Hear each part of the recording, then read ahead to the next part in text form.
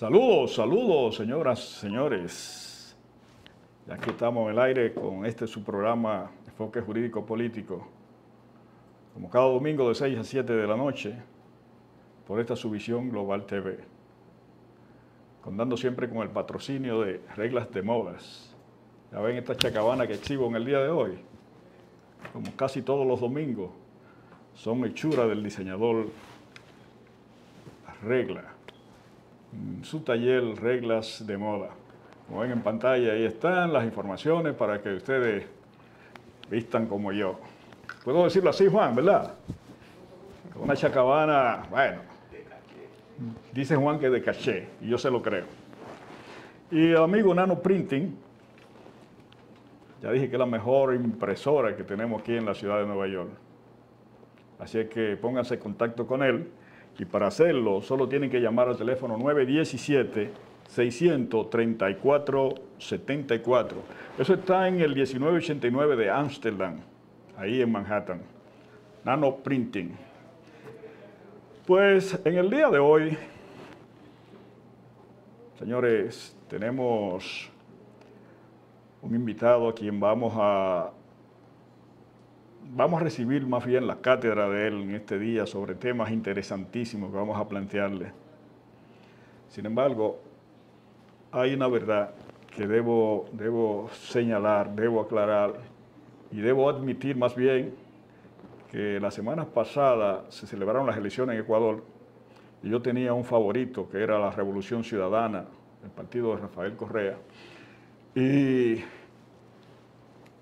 para mí que era cuestión de tiempo, solo el que llegara la fecha para que Revolución Ciudadana ganara. No fue así.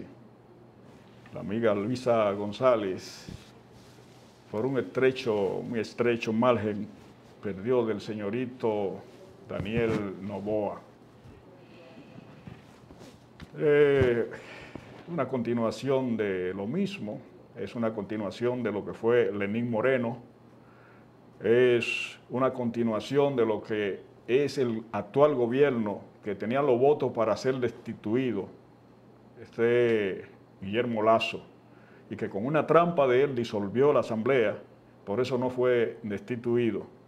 Y la oposición, como entendió que él se iba, con una convocatoria a elecciones, pues anticipada, pues por eso lo dejó así. Y ustedes conocen de la debilidad institucional de nuestros países. Por eso, hasta el día de hoy, Lasso es presidente en Ecuador y patrocinó al joven candidato Daniel Noboa, quien ganó las elecciones pasadas, por muy estrecho margen, pero él ganó las elecciones. Revolución Ciudadana, siendo una institución democrática, por más que han querido desacreditarla, acoge una vez más el haber perdido las elecciones por un margen estrecho, y ya vemos que es la derecha la que patalea cuando pierde unas elecciones y que, aún perdiéndola, conspira y da los golpes de Estado.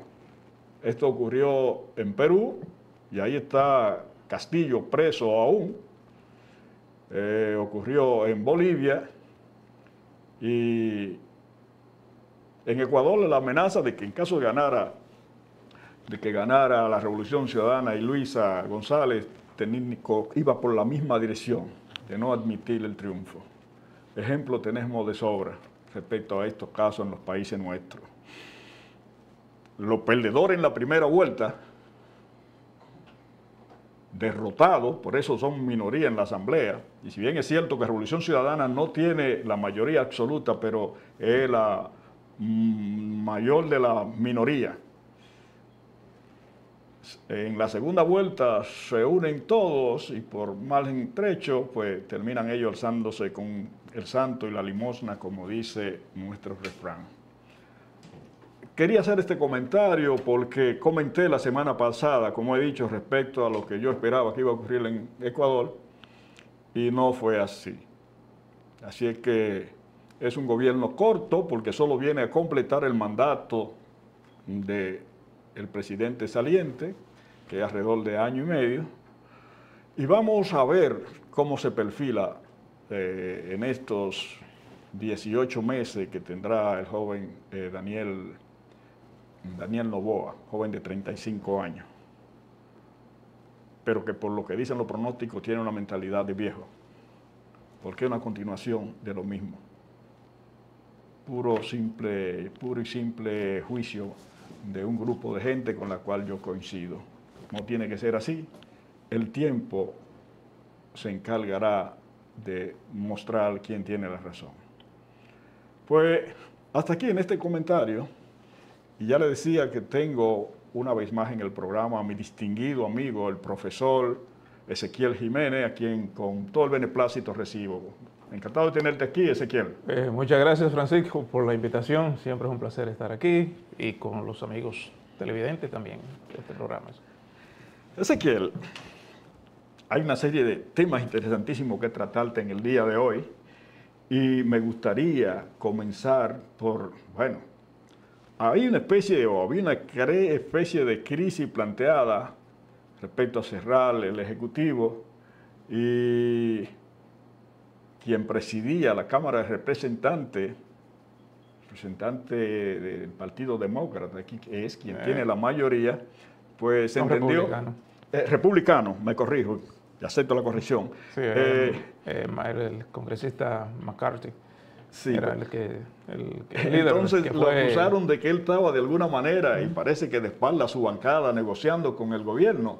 La cuestión que esto llevó a que él fuera destituido. Pero tú conoces y dominas el tema mejor que yo. Cuéntanos respecto a qué es lo que está pasando allí. Sí, lo que está pasando en el Congreso es más bien que un grupo pequeño de congresistas republicanos encabezado por el congresista Matt Gaetz de Florida, pues parece que entendieron que el ex speaker del Congreso, McCarthy, no cumplió con algunas promesas que le había hecho a la hora de elegirlo a él como speaker.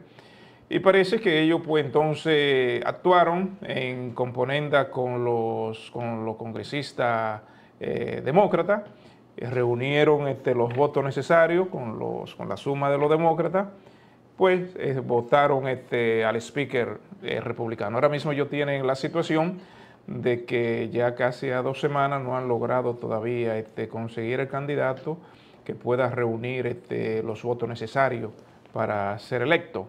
Ya 2 candidatos que se perfilaban, que uno de ellos, yo perfilaba que uno de ellos iba a ser el speaker, que es el congresista Jim Jordan de Ohio y el congresista Scalise. Entonces ambos tiraron su candidatura y después el congresista Jim Jordan pues volvió de nuevo a relanzar su candidatura, pero ya después de 3 rondas de votación, él no logró reunir los votos necesarios y él retiró su candidatura. Ahora la semana que entra, pues ellos van a entrar de nuevo en una ronda con nuevos candidatos, entre ellos varios candidatos, uno que se llama apellido Donald, de Florida, y como 4 o 5 más que se van a lanzar a las candidaturas. Los candidatos Jim Jordan, realmente que era el que tenía una posibilidad de que yo pensaba que podía haber salido porque estaba respaldado por el presidente Donald Trump, pero parece que aproximadamente 20 congresistas republicanos no lo respaldaron. Parece que entienden que es un poco radical en términos de algunas posiciones como de ser capaz de cerrar el gobierno. Y hay algunos republicanos moderados y algunos conservadores moderados que esa idea nunca le ha gustado, y cuando entienden que un individuo es muy radical en ese sentido, se le hace difícil como apoyar a ese candidato. Pero es posible que ellos puedan resolver eso quizás esta semana. Llegó a plantearse en un momento hasta la posibilidad de que el candidato fuera Donald Trump. Bueno, esa posibilidad yo no la descartaría si ellos no logran elegir un speaker, porque para ser el líder del Congreso, el speaker, no se necesita ser un congresista dentro de las regulaciones. Entonces, si ellos no logran conseguir una figura que pueda unificar los congresistas republicanos para elegir un speaker, no se podría descartar las posibilidades, porque en el panorama político estadounidense nosotros estamos viendo cosas que nunca nos imaginamos que hubiésemos ido a ver en lo que es la política estadounidense. Por ejemplo, el carrerear a un candidato presidencial en plena campaña electoral con la justicia, esas son cosas que uno lo ve en países en vía de desarrollo, pero uno no imaginaba que iba a haber ese tipo de cosas aquí, ¿no? Entonces, en ese sentido, hay muchas cosas que si la vemos dentro del panorama político estadounidense, pues no deberíamos sorprendernos. Sin embargo, en lo político sería algo extraordinario que con todos los problemas que tiene el presidente Donald Trump, de pronto resulte ser el presidente de la Cámara de Representantes, sí, que creo que es el tercero en el orden de sucesión. Sí, porque el asunto no es, porque ya de hecho, por ejemplo, todos los juicios contra un candidato presidencial en una democracia que es sólida, porque eso es algo raro en los Estados Unidos, pero eso no es, por ejemplo, raro en un país en vía de desarrollo. Por ejemplo, hablaba del Ecuador ahorita mismo, ¿no? Sí. Tenemos, por ejemplo, el mismo Correa que anda por ahí por un país que está condenado en el Ecuador. Pero una sentencia que hay que decirlo, que es muy cuestionada. No, pero que en esa parte yo no quiero plantear si es... Pero yo sí quiero dejar claro eso. No, si es cuestionado, no. Yo lo que digo es que son cosas que nada más uno no la ve, esos problemas, en el expresidente Donald Trump, sino que aquí es nuevo esa parte, ¿tú ves? Pero no es que realmente él es el único expresidente con problemas en el camino, ¿no? Sí, bueno, pero te digo que en lo político, con razón o sin ella, persecución o no, en el caso de Donald Trump, yo digo, sería extraordinariamente extraordinario. Claro. El que él resulte, yo no lo veo, yo el representante de el presidente de la Cámara de Representantes. Yo no lo veo ejerciendo ese rol, pero como son las cosas en política, hay cosas que son impredecibles, pero yo no lo veo ejerciendo ese rol, honestamente. Yo veo que quizás esta semana ellos pueden encontrar una salida a su situación, porque en ese sentido, por ejemplo, los congresistas demócratas están unidos a una sola voz. Y si los republicanos lograran estar unidos a una sola voz en ese sentido, pues ellos no tuvieran esa situación. Porque en definitiva, el que ellos no logren una unidad en este preciso momento crucial para los Estados Unidos, pues entonces eso les resta a ellos en vez de sumarle. Porque es posible que muchos republicanos y también conservadores que hacen causa con los republicanos, porque algunas personas pueden estar confundidos, que confunden conservadores con republicanos. No, ellos no son los mismos, ellos son cosas distintas. Lo que pasa es que hacen causas comunes, porque coinciden. Es igual, por ejemplo, el caso de Bernie Sanders. La gente cree que Bernie Sanders es demócrata. No, Bernie Sanders no es demócrata. Bernie Sanders hace vida con los demócratas porque coinciden. Él es independiente, un senador independiente, aunque ha corrido para las primarias demócratas. Entonces, en ese sentido, eso los perjudica a ellos ante la ciudadanía, porque la ciudadanía no quiere ver esa situación inconclusa, o sea, al contrario, quiere que ellos se pongan de acuerdo y se pongan a trabajar en lo que tienen que trabajar, no por el bienestar de su propio partido político, sino por el bienestar de la misma ciudadanía y del país, que necesita un Congreso funcionando con un líder que pueda dirigir esa institución. Bueno, haciendo un poco, si se hiciera un poco de ficción política, yo me imagino que quizás es una manera hasta qué sé yo, darle soltura un tanto al morbo, pero ver al presidente Donald Trump, nada más con imaginármelo. Sí, el problema es que el presidente Donald Trump, como es un tipo de líder que despierta un liderazgo en blanco-negro, la gente lo odia o lo ama, y lo ve así, pero Donald Trump actualmente, individualmente, es el individuo, líder político más poderoso de esta nación actualmente. O sea, es el individuo que ha desafiado todo un sistema, establishment político de la nación más poderosa del mundo y lo ha puesto en jaque. O sea, hasta el extremo de tener que llevar este sistema a hacer cosas que uno nunca se le había imaginado. Por ejemplo, lo que es muy típico, como hablaba, lo que es la instrumentalización de la justicia para perseguir a un individuo. O sea, tú aún así, por ejemplo, tú no puedes, la persecución contra el individuo, por ejemplo, desde que llega a la Casa Blanca, eso comenzó desde ese día o desde antes. Entonces, aún de todos esos casos, algunos fueran ciertos, es difícil que, si uno no es un antitrón consumado, es difícil convencer, por ejemplo, a la ciudadanía, y eso se está demostrando en lo que es la dinámica de la política interna dentro de ese partido y su candidatura, que aún sin haber participado ni siquiera en un debate, de los dos debates que ya se han realizado dentro de su partido, él sigue liderando por muchos esos candidatos.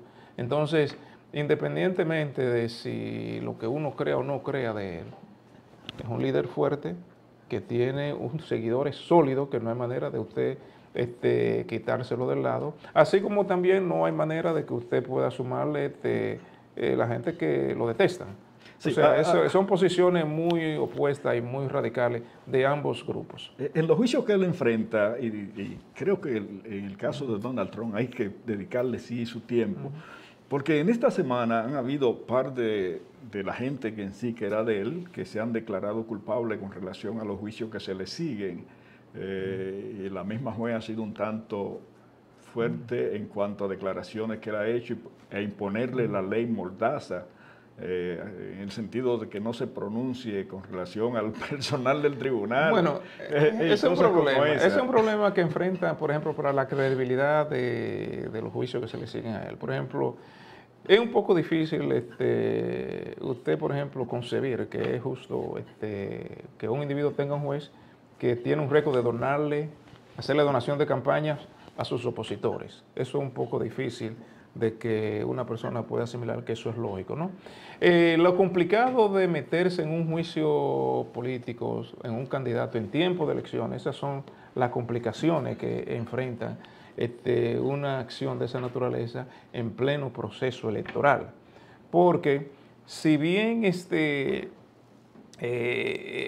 la justicia debe ser igual para todos, pero ¿cómo usted, por ejemplo, puede frenar el discurso político de un candidato en plena campaña política? Por eso es que solamente con el propósito de frenar al otro o derrotarlo cuando usted siente que derrotarlo con el voto o dejárselo a la ciudadanía que lo juzgue con su voto, es difícil cuando el adversario se atreve a dar ese tipo de pasos. Por ejemplo, él tiene, por ejemplo, donde quiera que hay un fiscal demócrata hay juicio abierto contra el presidente Trump, por ejemplo, y coincidencia o no, pero eso llama muchas suspicacias, ¿no? Suspicacias.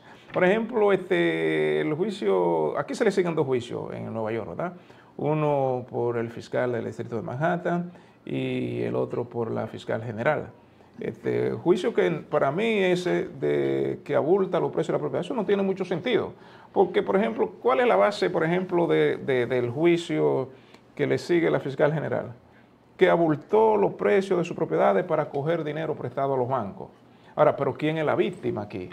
Los banqueros no se han quejado, no le han dicho que le han dejado de pagar. Los banqueros tienen muchísimos millones y muchísimos abogados para demandar cuando se sienten perjudicados. Hasta cuando usted le debe $500 y no se lo paga en una tarjeta de crédito, le mandan un abogado. Entonces, para mí no hace mucho sentido que la fiscal general esté gastando el dinero de los contribuyentes, porque estoy seguro que si ella tuviera que poner un penny de su bolsillo, quizás no se metería en eso. Y como no hay consecuencia para eso, usted despilfarra dinero, entonces yo me pregunto por qué ella no le deja, que los bancos son demasiado poderosos y no le tiembla el pulso para llevarte a ti a una corte si tú le debes $2,000. Y ellos ninguno se han quejado, ni ninguno ha dicho que han perdido dinero, ni ninguno han dado queja de eso. Entonces, esa es la base de ese juicio. Entonces, eso es lo que despierta es mucha suspicacia para los incrédulos y para fortalecer lo que entienden que es una persecución política.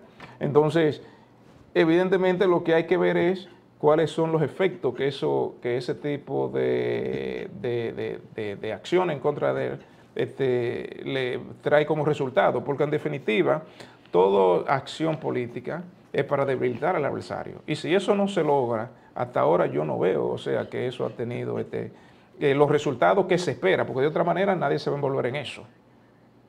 ¿Cómo tú te vas a coger los recursos de los contribuyentes para defender las instituciones financieras bancarias? No hay manera de que no haga el siguiente comentario.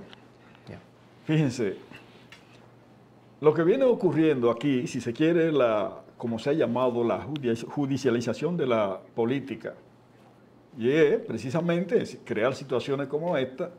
Y ya en principio hice un comentario, pero en Latinoamérica son múltiples los comentarios que van en esa los hechos que van en esa dirección. Por ejemplo, en el caso de Lula en Brasil, de pronto crean 20.000 parafernalias y Lula incluso es encarcelado, destituida Dilma Rousseff, cuando pasado el tiempo, con jueces buscados precisamente para eso, pues pasado el tiempo se aclara el agua. No era culpable. Eso ocurrió en Argentina con Cristina, eso ocurrió en el mismo Bolivia con Evo, eso ocurrió en Perú, en Ecuador se falla contra Correa y la esencia de la sentencia es que por influjo psíquico fue condenado. O sea, psíquicamente le influyó para que alguna gente cometieran actos de corrupción. En el caso de Correa se ha probado de que no tiene base, que ni siquiera la Interpol ha osado en perseguirlo a pesar de que él vive viajando de un lugar a otro, porque quedó descubierto de ante los ojos de todo el que quiere ver que es una simple persecución. Pues parece que eso que era muy propio de estos países subdesarrollados, o como se le quiere llamar con más suavidad, en vía de desarrollo, pues según lo planteado, pues está ocurriendo también aquí. Entonces los males como que no están alcanzando, pero se da en uno y en otro lado. Y la consecuencia debe ser la misma en uno y otro lado, y a veces son políticas implementadas de algún modo por este mismo país. A los países que eran una especie de súbditos y que los hechos son más elocuentes que lo que yo pueda decir. Si en el caso específico de Donald Trump, de lo que se trata es de ese interés para perjudicarlo, eso creo que en breve tiempo quedará al descubierto. Y ya veremos a dónde iremos a parar. Hay un asunto que tengo que plantearle al profesor Ezequiel, y es sobre, no sé si será después de la pausa, pero el caso de la guerra. Pronto un país que es protegido por los Estados Unidos, que el presidente de inmediato se pronunció a su favor y que mandó la más grande y poderosa nave para proteger a los israelíes ante su enfrentamiento con los palestinos. Y no solo eso, llevó al presidente Biden aún en medio del conflicto a viajar a Israel para reiterarle su gran apoyo.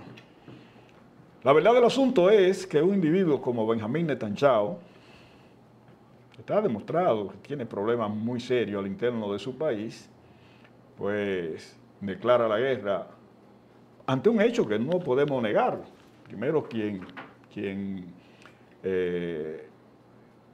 presiona la tecla es el grupo Hamas, que es una creación también, se ha dicho ya, del Departamento de Estado en un momento dado, y se crea el conflicto, pero creo que todo el mundo está de acuerdo, mucha gente en el mundo está de acuerdo, que ha habido una reacción que sobrepasa a lo que fue el hecho como tal. E incluso con manifestaciones como esta que va a borrar a Palestina, y pronunciamientos como estos. Pero vamos a ir primero a una pausa y luego vendremos con el profesor Ezequiel tratando sobre el caso de Medio Oriente. Adelante, director. Buena noticia para los dueños de automóviles en la zona triestatal. First Class Collision de Rafael Mota Paulino, en su nuevo y moderno local, sigue ofreciendo la mayor calidad y garantía. Expertos mecánicos que le dejarán satisfecho en cada trabajo.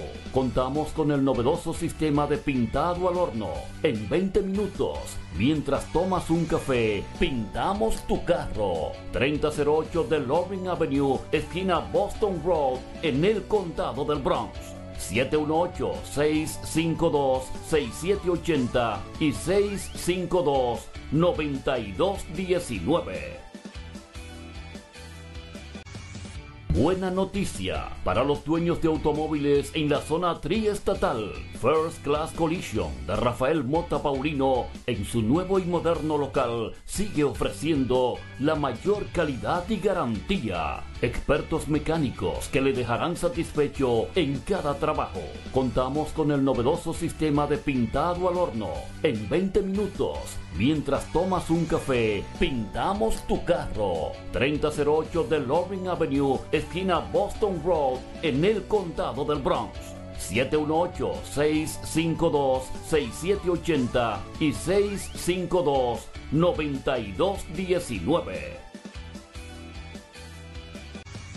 Buena noticia para los dueños de automóviles en la zona triestatal. First Class Collision de Rafael Mota Paulino, en su nuevo y moderno local, sigue ofreciendo la mayor calidad y garantía. Expertos mecánicos que le dejarán satisfecho en cada trabajo. Contamos con el novedoso sistema de pintado al horno.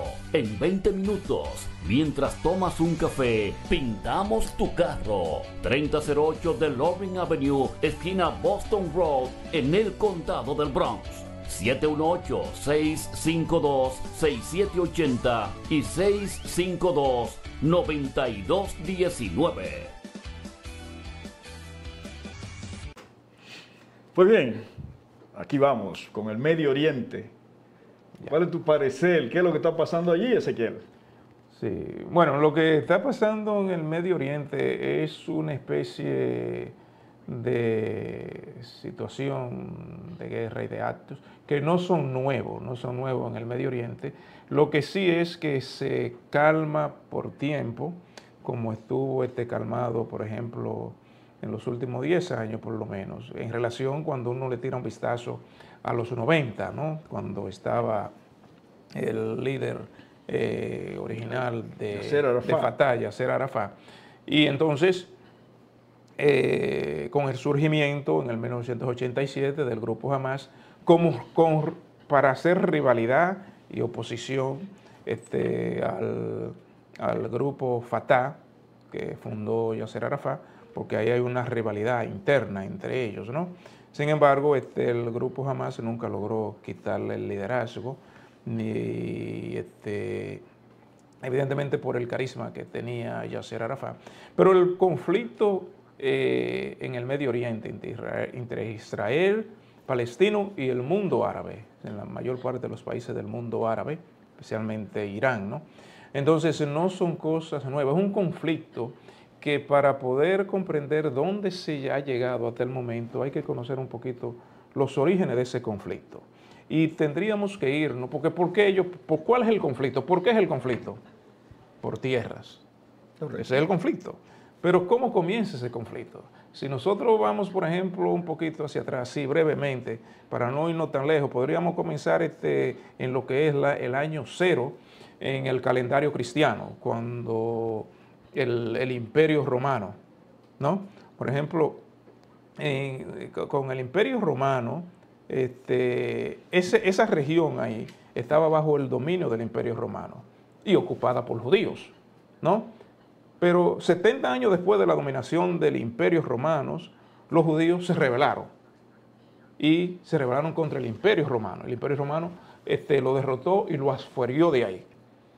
Pero después, 60 años luego, ellos trataron de reconquistar eso. Pero el emperador Adriano, el Imperio Romano, lo derrotó también y lo asfuerió de ahí. Pero entonces después, ¿qué sucede? Cuando el emperador Adriano lo afuerea de ahí a los judíos, ¿verdad? Lo que hace es que esa región ahí entonces, él la nombra Palestina, en honor a los filisteos, que eran enemigos desde la época, desde periodos bíblicos, desde la época del Viejo Testamento, eran enemigos de los judíos. O sea, te me rebelaste, te saco y le pongo el nombre de tus enemigos a esta tierra. Entonces, en ese sentido ahí, todos los ciudadanos que quedaron viviendo ahí, que llegaron ahí, independientemente si eran musulmanes, cristianos o judíos, entonces se les pasó a llamar filipinos. ¿Ok? Entonces, palestino.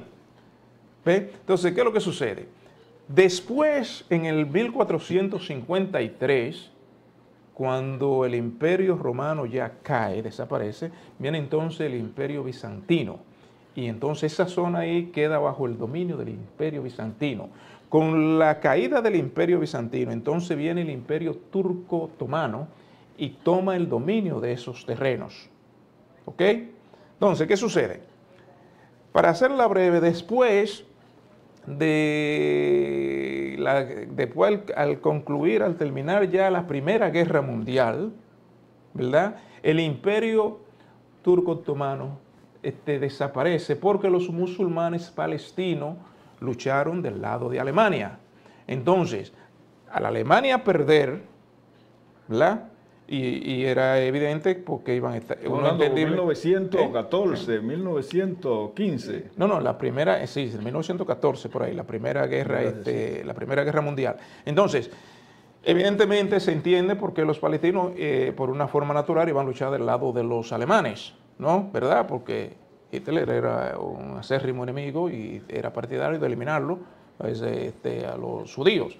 Entonces, evidentemente, a la Alemania perder, entonces el imperio otomano se disluye, desaparece. Los musulmanes otomanos lucharon de parte, se fueron con los alemanes y también perdieron. Entonces, ¿qué sucede? Esa región ahí entonces pasa a estar bajo el control de los británicos en 1922. ¿Okay? Los británicos les prometen un estado a cada grupo, a los palestinos y a los judíos. ¿Ok? Entonces, también en Reino Unido, los políticos locales, porque la política nacional también, a nivel nacional, los países reciben también mucha presión, no nada más a nivel internacional. Entonces, como la comunidad judía también en Inglaterra, en Reino Unido, también era bien poderosa, entonces los políticos locales, nacionales, se comprometían también a ayudarlos a construir un estado en esa tierra.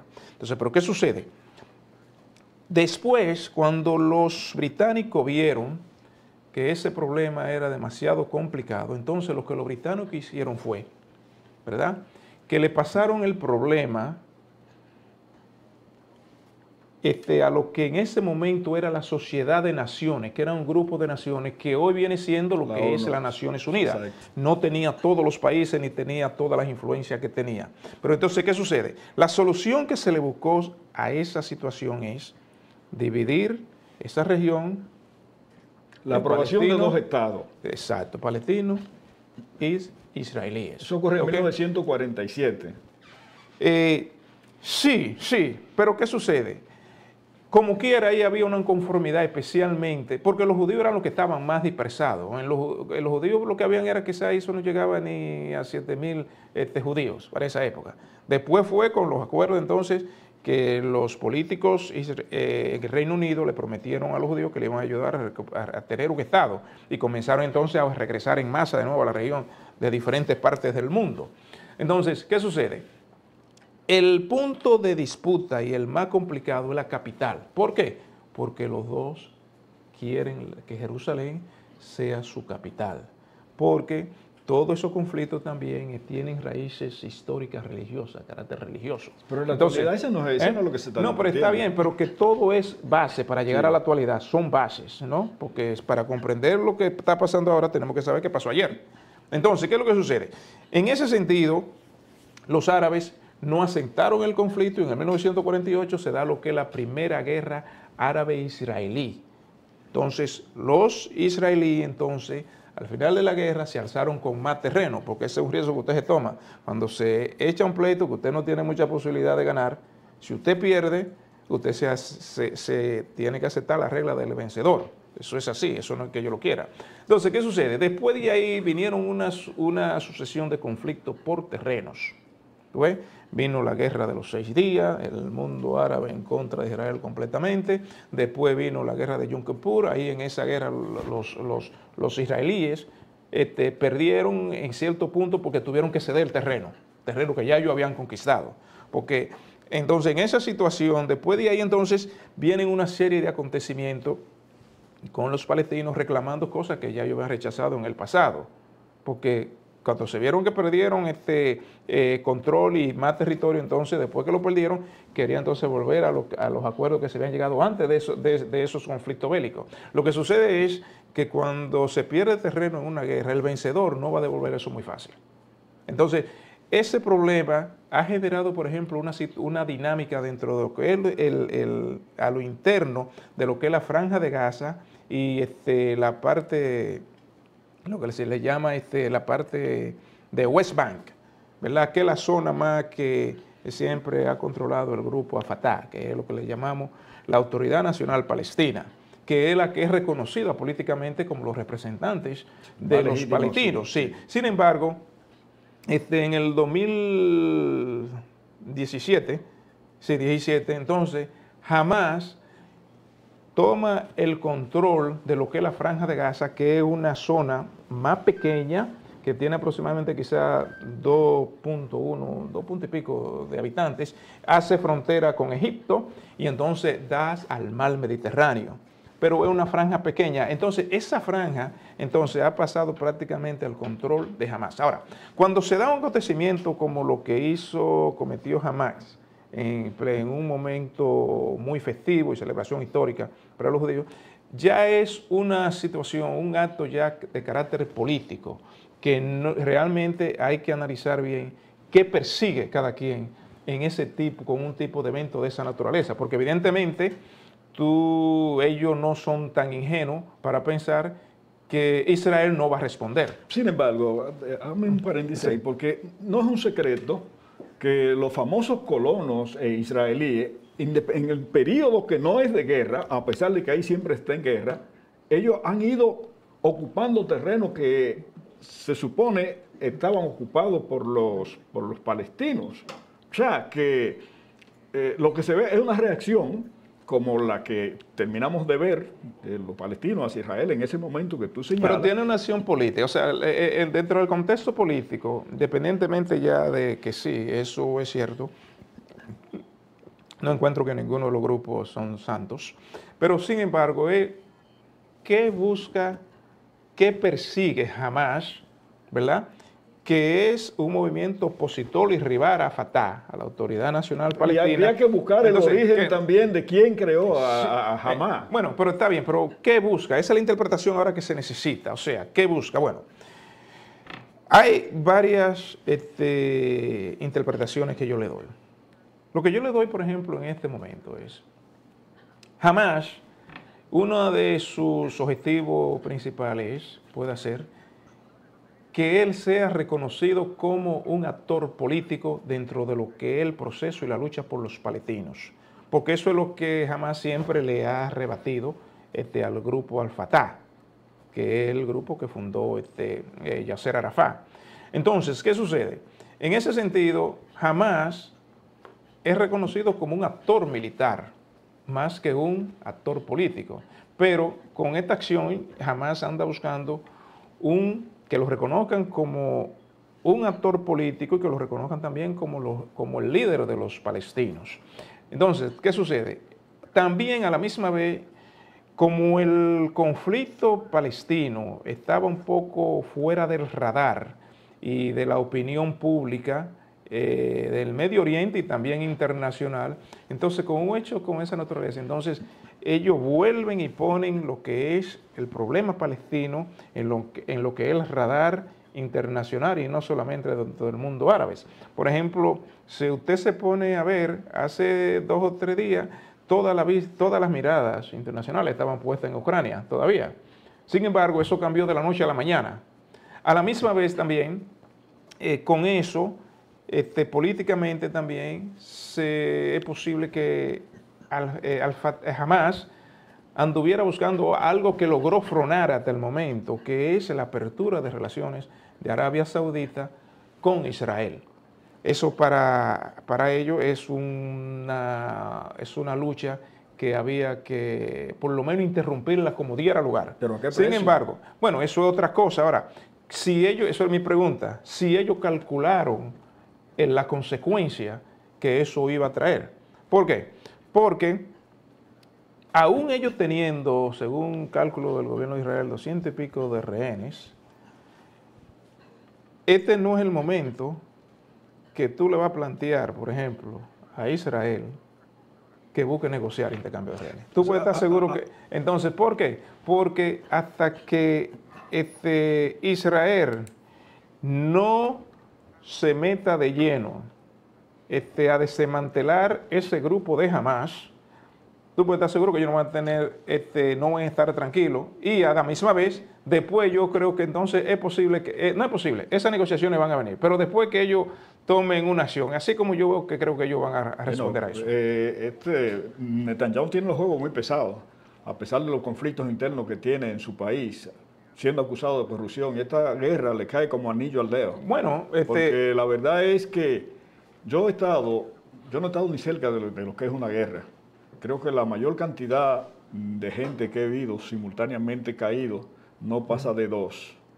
Y hay una anécdota. En una ocasión, ejerciendo yo una posición pública en mi país, nos llaman que hay que ir a levantar a 2 muertos en el barrio San José, mi municipio en Jaina. Y bueno, se coordina con el México Legista a los fines de que ese espectáculo no amanezca ahí. Y llegamos, llegamos en un barrio con poca luz, hay 2 cuerpos tendidos en el suelo, es el mayor número de gente que he visto tendido. Pero a raíz de que nosotros llegamos, que ellos entienden, se enteran de que llegó la autoridad, uno de ellos comienza a incorporarse, y no era Lázaro, sino que él se hizo el muerto para que no lo mataran también. Entonces había un muerto. Pero cuando se habla de cifras de muertos, primero lo que es una guerra y lo que son... Yo no he estado ni cerca de lo que es una guerra, porque lo más cerca fue el 65, yo siendo un niño, y eso ocurrió solo a nivel de la capital. Pero cuando se trata de destrucciones de ciudades enteras, de hospitales, cantidades de 600 muertos, bueno, creo que de un solo golpe 600 personas y más, hay que estar investido, sí, bueno, como mucha gente que lo oye hablando de estos temas como que es una película y como que es algo que no es lo real, y sobre todo aquellos que son influenciados porque Israel es el pueblo de Dios, yo no sé de quién son los otros pueblos y cosas como esta, que no le interesa más que Israel se imponga. Bueno, yo creo que es un asunto, saber lo que es una guerra, donde se están matando niños, mueren niños, ancianos, civiles que no están involucrados en ella, es un asunto terrible, y decir que van a borrar a una zona determinada, si eso no es un crimen de guerra, bueno, pues pónganle el nombre, porque sí, así yo lo veo. Sí, bueno, entonces la consecuencia política, por ejemplo, es lo que es importante si ese grupo pudo calcular, porque definitivamente eso ha logrado unir lo que es el pueblo de Israel, no solamente los ciudadanos comunes en sí, sino oposición y gobierno están compactados para enfrentar esa situación. Y evidentemente, políticamente, yo lo que puedo predecir, lo que políticamente, cómo podría responder uno y cómo podría responder el otro, ¿no? Y sin embargo, para el Estado de Israel, ellos van a tomar eso como un asunto de sobrevivencia y de existencia y una amenaza para el Estado.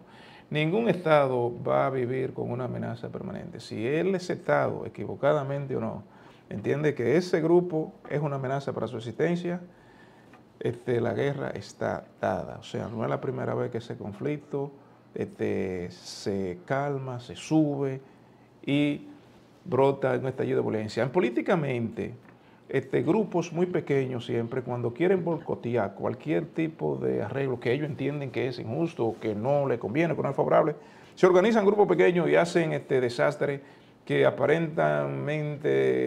pueden aparentar como que lo hizo toda un país o toda una sociedad. Y muchas veces no necesariamente es así. Pero la actividad política, los actores políticos, así es que se manejan.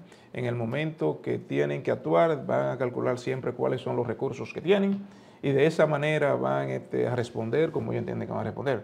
Si no pueden enfrentar el enemigo militarmente, entonces van a usar tácticas que no son convencionales, como la que uno, por ejemplo, entiende convencionales. Dos ejércitos se enfrentan, donde todo el mundo está entrenado para la guerra, tiene los armamentos necesarios.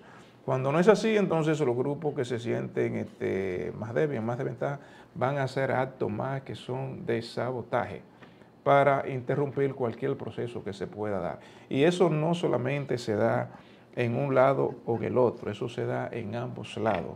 Por ejemplo, el ex primer ministro Rabin de Israel, que fue asesinado por un ortodoxo judío fanático, fue asesinado simplemente por unos acuerdos y unos terrenos que le cedió a los palestinos.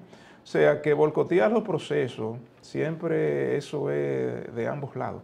Solamente una acción de un grupito hace una acción que pueda conmover a toda una sociedad, y eso es suficiente para un grupito minoritario, cambiarle el rumbo de las aspiraciones y los deseos de la mayoría de una sociedad. Bueno, a donde me dirigía es lo que es un ataque desproporcionado, y cuando, bueno, se supone que sobrepasa los límites de la proporción, pues ya es un asunto que mueve preocupación, aparte de que el problema judío-palestino está en el centro mismo de lo que es la opinión pública mundial, y Israel le beneficia el hecho de que mucha gente, no importa cuáles sean las faltas que estos cometan, entienden que están justificados entre lo que es la población cristiana occidental. No necesariamente. Sí, porque lo digo por el asunto de lo que son las concesiones propias de la Biblia, y nosotros en Occidente somos un pueblo en el que esa incidencia es muy grande. Te lo digo porque a nivel de la calle, personas que están muy lejos de lo que es el conflicto y hasta de entender lo que está pasando allí, pura y simplemente se pronuncian a favor de, no importa lo que esté ocurriendo. De lo que la persona, por ejemplo, eso tiene su importancia. Sí, también. Lo que pasa es que la persona se solidariza en un momento determinado, dependiendo en qué momento ellos vean que está la posición de la víctima y el victimario. Por ejemplo, la gente no tolera normalmente, en la mayoría a nivel mundial, no toleran los actos de terrorismo.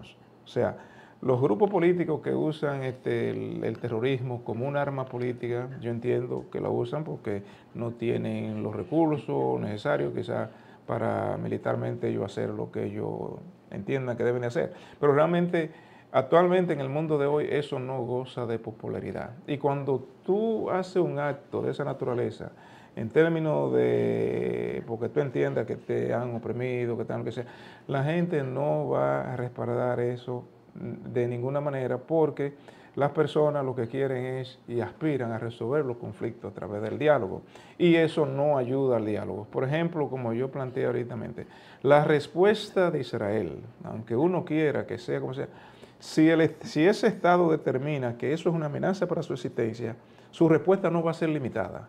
Su respuesta va a ser total.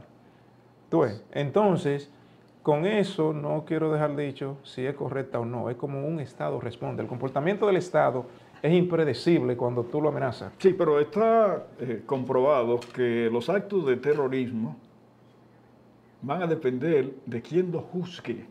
Porque, por ejemplo, cuando se crea el grupo Hamas, que viene a combatir, fue creado para combatir al sector más representante de los palestinos. ¿Y por quién fue creado? ¿Quién fue que dio los fondos? Fue el mismo Israel. Las informaciones que uno ve por los medios, y crea el grupo Hamas, que por una serie de situaciones se viran y ahora están tras lo que están y haciendo lo que están haciendo, pero quien fomentó ese grupo fue precisamente lo que hoy quieren no solo eliminar a Hamas, sino que quieren de alguna manera eliminar a los palestinos. Bueno, lo que es difícil, sí, lo que es difícil, no. sí, lo que es difícil es poder asegurar, por ejemplo, que en un grupo social conglomerado todo el mundo está de acuerdo. No, las diferencias siempre existen. Como existen en cualquier país, así están los palestinos. Yo no tengo los recursos, la información necesaria para ese tipo de información. Yo lo que puedo más o menos es plantear las consecuencias políticas y políticamente qué busca uno al otro. Si lo hace con razón o no, esa parte yo no la puedo determinar. Entonces, pero sí los resultados y las consecuencias de una acción política, sí yo puedo predecir eso. ¿Qué puede pasar? ¿Cómo puede responder el otro? Si responde de una manera justa, limitada o en consecuencia con el nivel de daño que...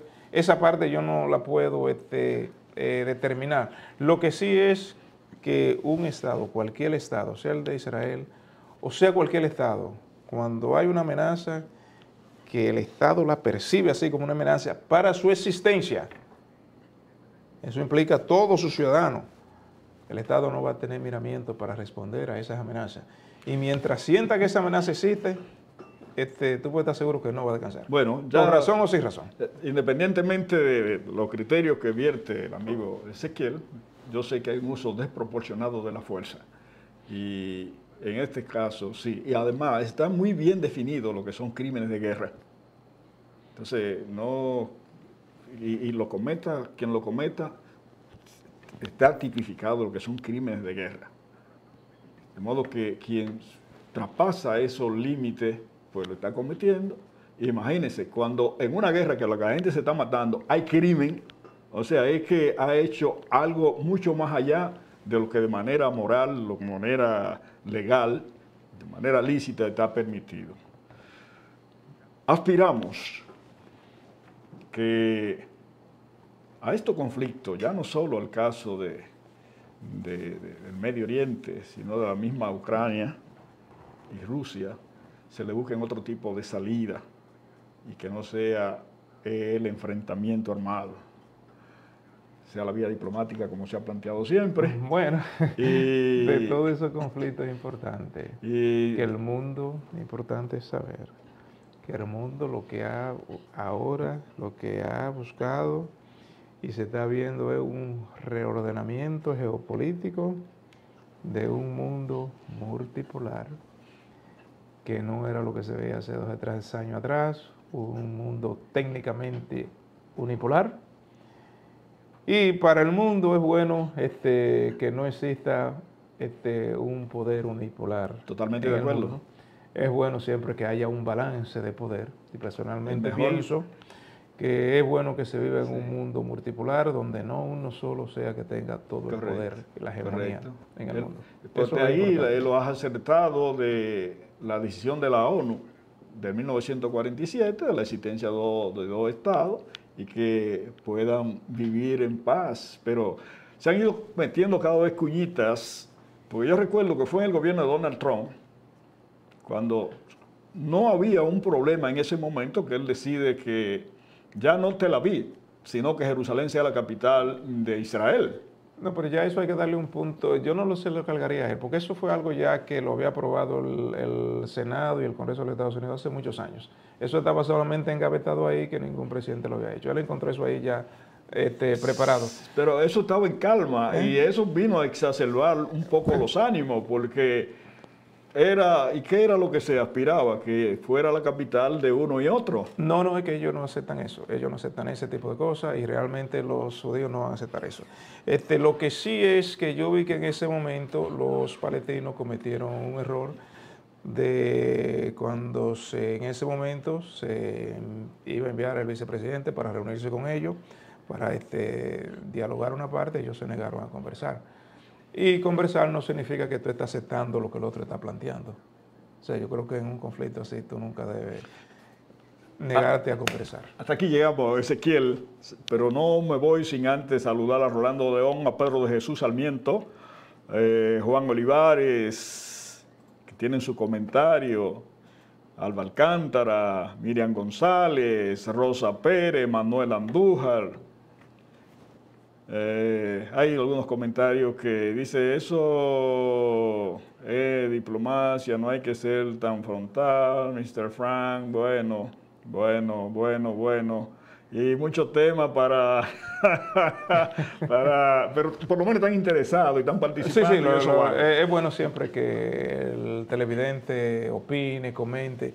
Lo que es malo que uno espere que el televidente necesariamente tiene que estar de acuerdo con un sea un simple receptor y nada más. Sí, no, porque bueno, esa es la dinámica. Hemos pasado el tiempo, así que ha sido grato tenerte aquí, Ezequiel. Bueno, muchas gracias, Francisco, y gracias a ustedes allí que nos observan a través de la televisión o el internet. Sí, con esto nos vamos. Hasta luego. Buena noticia para los dueños de automóviles en la zona triestatal. First Class Collision de Rafael Mota Paulino en su nuevo y moderno local sigue ofreciendo la mayor calidad y garantía. Expertos mecánicos que le dejarán satisfecho en cada trabajo.